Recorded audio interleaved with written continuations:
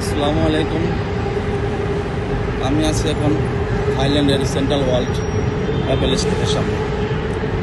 তো ওখানে মূলত আমি থাইল্যান্ড এবার আসার উদ্দেশ্য হয়েছে টিবিটি হলিডে থেকে।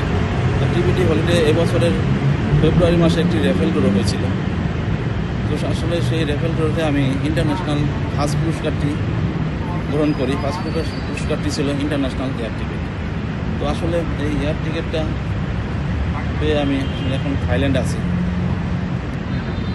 তো অ্যাকচুয়ালি আসলে থাইল্যান্ডে আসার উদ্দেশ্যই হয়েছিল টিবিটি হলিডেজ পক্ষ থেকে এই ট্রিপটা। টিবিটি হলিডেজকে আসলে ধন্যবাদ মাঝে মাঝে এরকম রেফেল ড্র করার জন্য। তো ধন্যবাদ টিবিটি হলিডেজকে এবং ধন্যবাদ আমাদের প্রাণপ্রিয় দিদার ভাইকে। ধন্যবাদ দিদার ভাই। আসসালামু আলাইকুম।